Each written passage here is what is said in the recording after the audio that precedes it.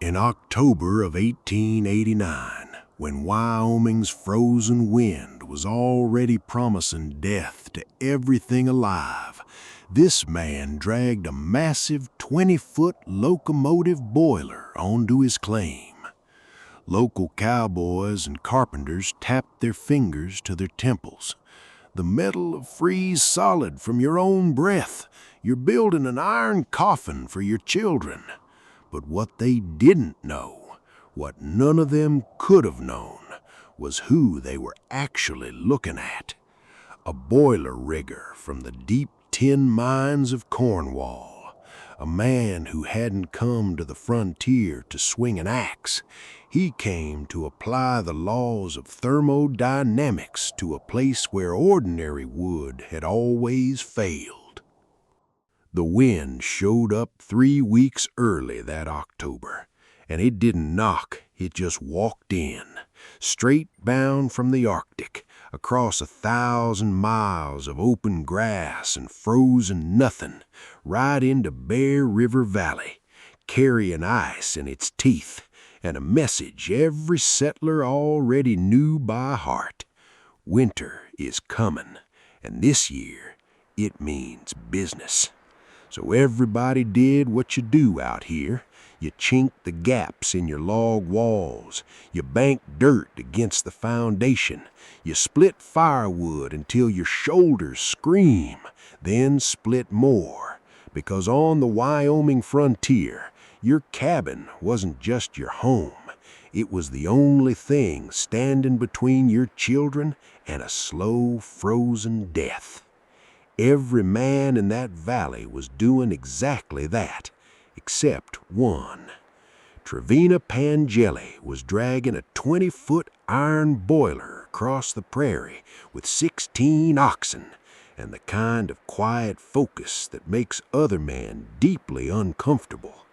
The thing was massive, rust-streaked, riveted, heavy enough to groan the frozen ground beneath it. An old shell from a Union Pacific scrapyard, the kind of thing railroads throw away without thinking twice. Now it sat on Pangelli's claim like a shipwreck dropped into the sagebrush. His neighbors gathered at the fence line, arms crossed, jaws tight. "It'll sweat ice from a man's breath alone," one muttered. "He's building a coffin." They weren't stupid. They knew cold. They knew metal. They knew Wyoming winters better than most men alive. They just didn't know him. Hollis Bramwell was the kind of man people listened to. He wasn't a rancher or a farmer. He was a locomotive fitter for the Union Pacific, a man who spent his days working with the most powerful machines in the territory. Boilers, pressure valves, steel under stress. If anybody in Bear River Valley understood metal, it was Hollis Bramwell. And Hollis Bramwell thought Trevina Pangelli was out of his mind. He walked over one afternoon, thumbs in his belt, with a small crowd of neighbors trailing behind him like he was about to deliver a verdict. He stood at the edge of the claim and watched Pangelli work, calm, methodical, unbothered, and shook his head slowly. "Pangelli," he called out, "that iron is going to get so brittle in the cold the rivets'll pop on the first hard freeze. The seams'll crack. You'll fill that whole shell with smoke and suffocate every living soul inside it." It was a good argument. A logical argument, the kind built on real experience with real machines and real cold.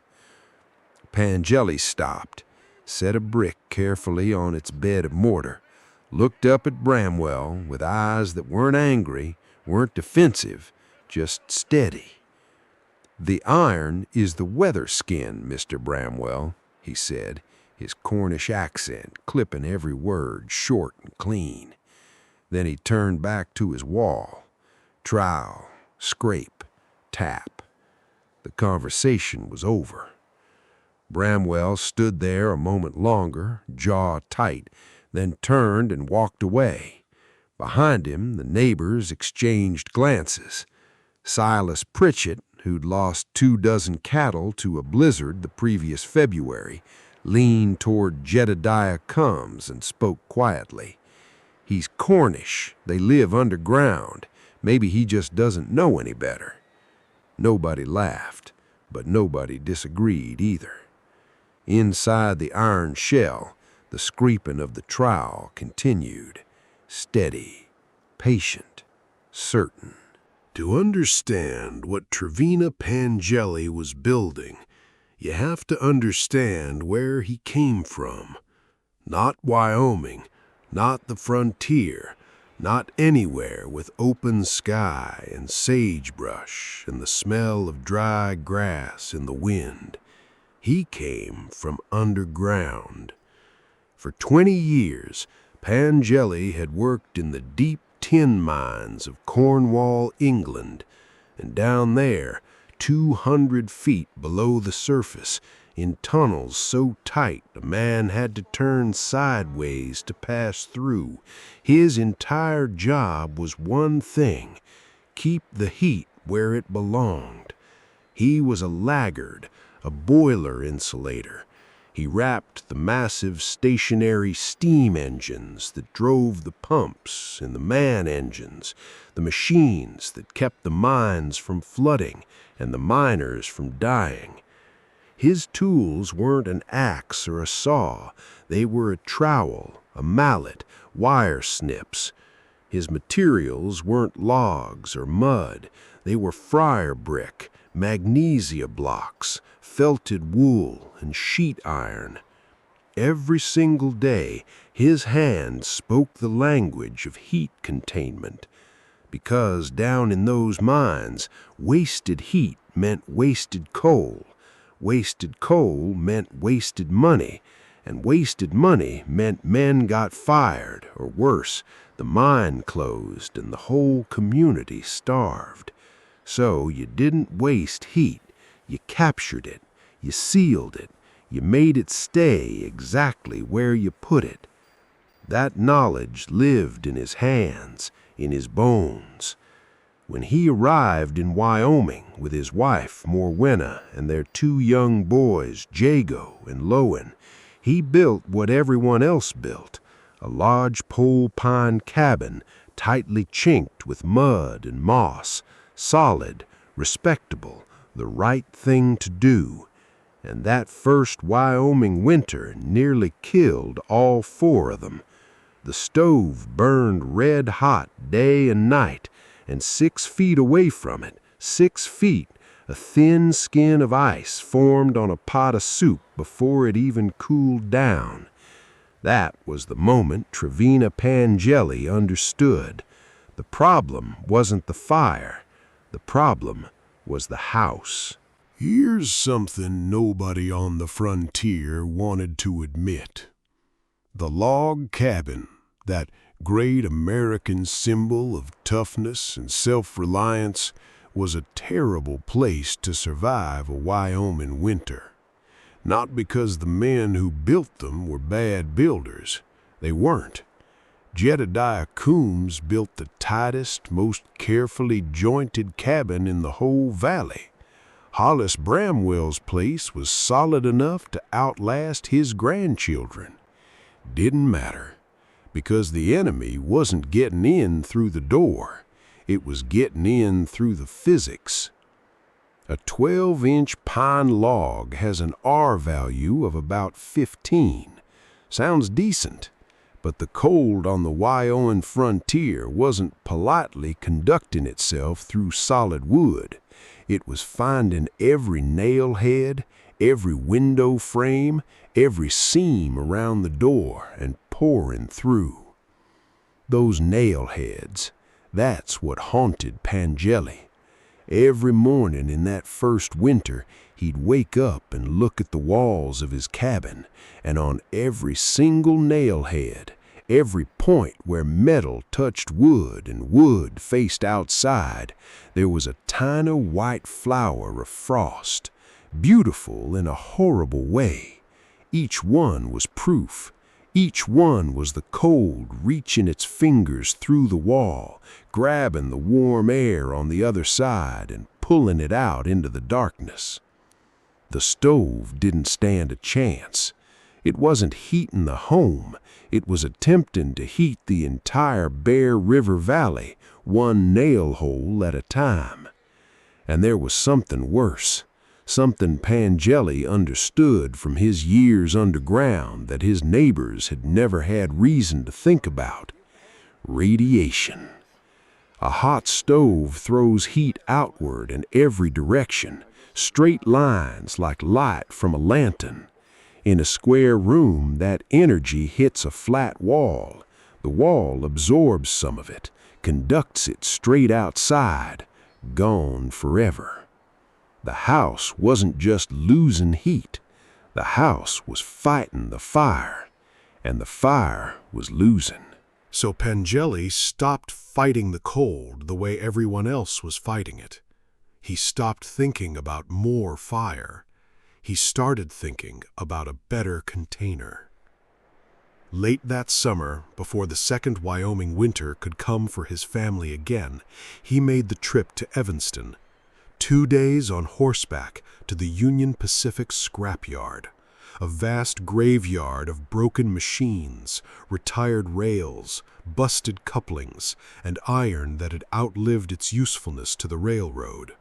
He walked that yard for hours, stepping over axles, ducking under rusted frames, running his hands along old boiler shells the way a carpenter runs his hand along a good piece of timber, feeling for something, listening for something. And then he found it. A retired fire tube boiler from an old stationary engine, massive, 20 feet long, 12 feet across. The railroad had pulled it out of service and sold it for scrap without a second thought. Pangelli stood in front of it for a long time. In his mind, he wasn't looking at junk. He was looking at the most perfectly engineered heat containment vessel ever built by human hands. A shell designed from the ground up to hold enormous energy inside itself and refuse to let it out. He paid the yard boss $35 for it, every cent he'd scraped together from selling hay that summer. Getting it back to the valley was its own kind of epic. 2 neighbors paid in cured pork, 16 oxen, massive log skids dragged across broken terrain. The iron cylinder groaned and screeched the whole way, like it was protesting the indignity of being moved again. The whole valley heard it coming, and when it finally sat on Pangelli's claim, enormous, rust-streaked, absurd against the open Wyoming sky, the neighbors came out to stare. That's when the real mockery started. That's when Hollis Bramwell made his speech about rivets and suffocation.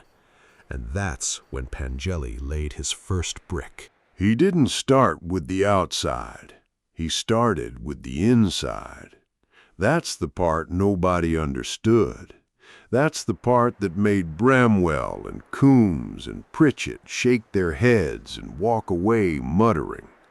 Because once that iron shell was sitting on its stone foundation, Pangelli climbed inside it and started building another wall.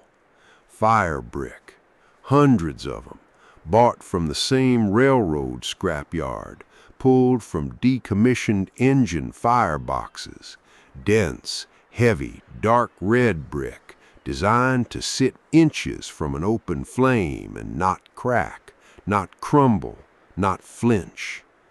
He laid them in a circle, 6 inches thick, floor to ceiling, patient and precise, the way a man works when he's done this 10,000 times before and knows exactly what he's doing and exactly why.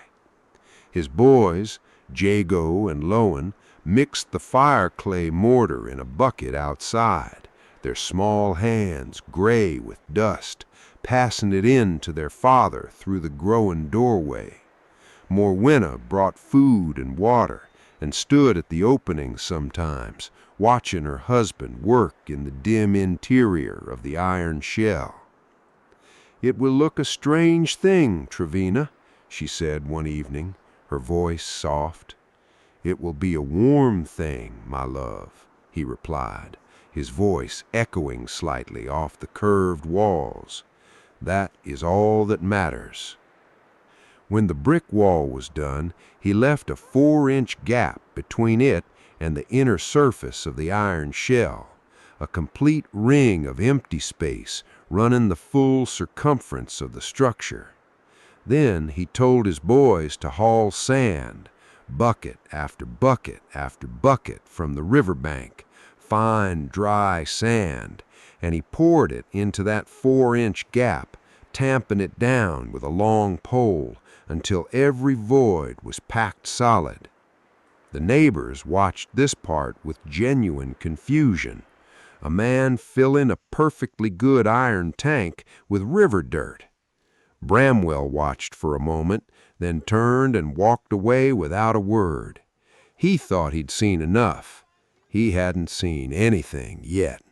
Now here's where it gets interesting. Because what Pangelli built wasn't just a well-insulated box. Any decent carpenter could stuff a wall with wool and call it a day. What Pangelli built was something different. Something that the frontier had never seen and wouldn't understand for another 100 years. He built a thermal engine. Think about it this way. Everything with a temperature above absolute zero radiates heat. Not just warmth, actual energy. Invisible rays moving in straight lines like light. Your stove does it. Your walls do it. Your body does it. Right now, sitting wherever you are radiating heat outward in every direction. In a square room, that energy hits a flat wall and it's done. The wall takes it, conducts it outside, and it's gone forever into the Wyoming night. But inside a curved room, something else happens entirely. Every point on that concave brick wall is aimed like a satellite dish, like a rifle scope, like a carefully shaped reflector back toward the center of the room, back toward the family sitting inside. The heat that radiates outward from the stove hits the curved brick wall and bounces inward. The heat radiating from the brick wall itself goes inward, every surface talking to every other surface, sharing energy in a continuous, gentle, unbroken loop. The room wasn't losing heat to the walls were giving heat back to the room. And then was the stovepipe. Most frontier cabins ran their flue straight up and out, the fastest possible escape route for hot exhaust gases that might still be carrying 300 degrees of usable heat. Pangelli ran his horizontally, nearly the full length of the interior dome before it exited through a sealed thimble at the far end. Those hot gases had to travel, had to give up their heat slowly, reluctantly, all the way across the ceiling before they were allowed to leave. The stove wasn't just heating the room was eating the stove. The first real test came in January.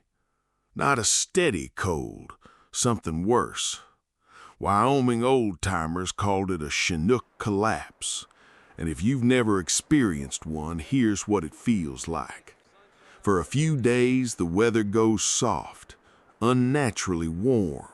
A moist wind comes in from the southwest, and the snow starts melting, and the valley turns to mud, and everybody starts to think maybe it won't be so bad this year. And then the wind shifts. In a single afternoon, the sky turns a hard metallic gray. The temperature dropped 70 degrees in 6 hours. The mud flash freezes into iron-hard ruts that could snap a horse's leg.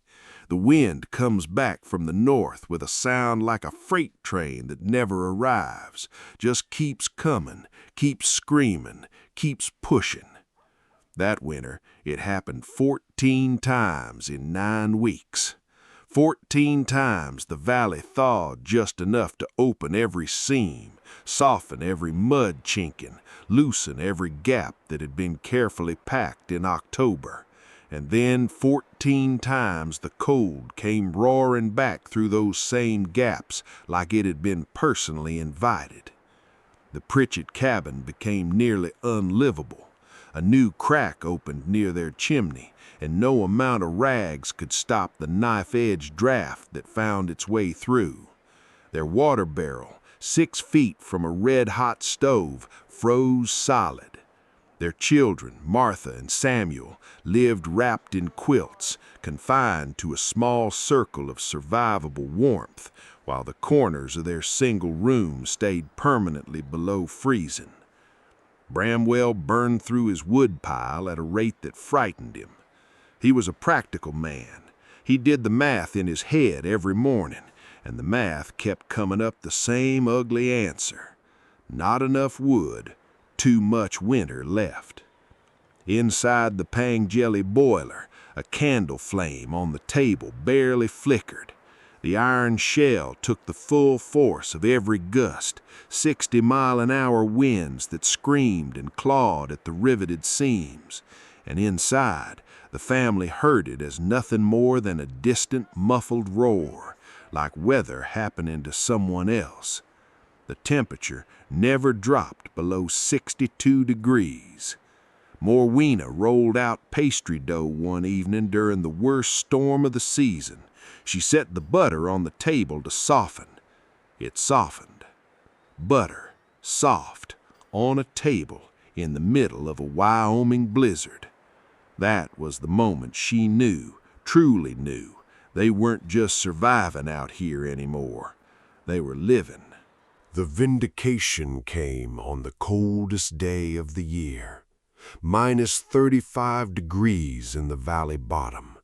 The air so dense and still it hurt to breathe, like trying to inhale something solid. The kind of cold that doesn't feel like temperature anymore. It feels like pressure, like the whole sky is sitting on your chest. Up on the high grade where the Union Pacific tracks cut across the ridge above Bear River Valley, Hollis Bramwell was in serious trouble. A fire tube in his locomotive's boiler had blown. The stress of 14 freeze-thaw cycles, the same brutal oscillations that had destroyed the Pritchett cabin's chinking, had found a weakness in the metal. With the sound like a cannon shot, a jet of steam and boiling water erupted into the firebox, killed the fire, and crippled the engine dead on the tracks. 3 miles from the settlement, minus 35 degrees, wind picking up from the north. Hollis had no choice. He bundled himself in every layer he owned and started walking. The cold hit him like a wall the moment he stepped off the engine. Not the cold he knew from standing on a platform or crossing a yard. This was moving cold, wind-driven, relentless, personal. It found the gap at his collar. It found the space between his boot top and his trouser leg. It found every place where warm met world, and it pushed through. The rails contracted around him with sounds like pistol shots, loud, sharp cracks echoing across the frozen valley as the steel shrank against itself in the cold. He pulled his scarf over his face. His breath froze on the wool instantly, a mask of ice forming against his mouth with every exhale. He reached into his coat pocket, pulled out his watch, a fine Hamilton he kept meticulously wound and maintained. The oil inside the mechanism had thickened in the cold. The second hand was barely moving, jerking forward in painful, reluctant spasms. Even the machines were dying out here. He descended into the valley, head down, boots crunching on brittle snow, and then, gradually, the shriek of the wind in his ears began to change, to soften, to quiet. He looked up. 20 feet ahead of him, sitting in its stone foundation, rust-streaked and enormous against the frozen landscape, was Pangelli's iron boiler.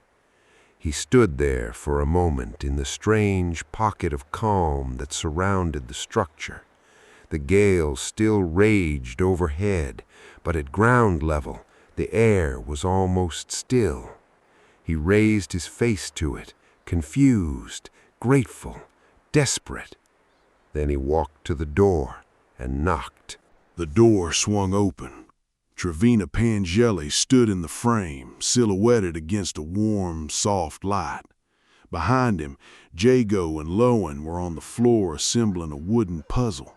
Morwenna was humming somewhere deeper in the round room. The smell that came out was clean wool and baked bread. Bramwell braced himself. Every cabin he'd ever entered in winter hit you the same way when the door opened. A blast of smoky, thin, desperately overworked heat that felt more like an apology than a welcome. The stove working as hard as it could and still losing. But that's not what came through that doorway. What came through was something he didn't have a word for. A wave. Quiet, pervasive, radiant warmth that didn't seem to come from any single direction. It came from everywhere at once. From the curved walls, from the floor, from the air itself, like stepping into a different world that had different rules about what temperature meant. He stepped inside. The candle on the table wasn't flickering. The windows had no frost. The stove was barely ticking over, a low, patient fire, almost casual, like it knew it didn't have to work very hard. Bramwell stood in the center of that round room and felt the warmth move through his coat, through his layers, into his skin. His fingers began to ache as the feeling came back into them. His face, raw and cracked from the walk down the grade, stopped hurting. He reached into his pocket and pulled out his Hamilton watch, held it open in his palm. The second hand was still jerking, struggling, the oil still thick and half frozen from the cold outside. He stood there and watched it. 10 seconds, 20, 30, and then, slowly, beautifully, like a man taking his first real breath after nearly drowning, the second hand shuddered once and began to move, smooth, clean, steady, sweeping around the dial in a perfect, unbroken circle the way it was always meant to. The warmth of that room had reached inside a machine and brought it back to life. Bramwell closed the watch slowly, looked up at Pangelli, who was watching him quietly from across the room. No triumph on his face, no "I told you so." Just a man waiting to see if the other man finally understood. Bramwell did. "You didn't build a house, Trevina," he said. His voice was quiet, full of something that might have been awe. "You built a lung. It holds its own breath." Pangelli looked at him for a moment, then nodded once, turned toward the stove. "Sit down, Hollis. I'll put the kettle on." That spring, 6 other families in Bear River Valley built boiler houses. The scrap dealer in Evanston started setting shells aside specifically for them, chalking Pangelli work on the ones worth keeping. A Cornish mine rigger with no formal training in architecture or physics had walked onto the Wyoming frontier and built something that wouldn't be understood by modern building science for another 100 years. He hadn't invented a new principle. He just looked at an old object, a vessel built to hold pressure, built to refuse to let energy escape, and seen its true nature. The frontier didn't reward tradition. It rewarded what worked. And this worked.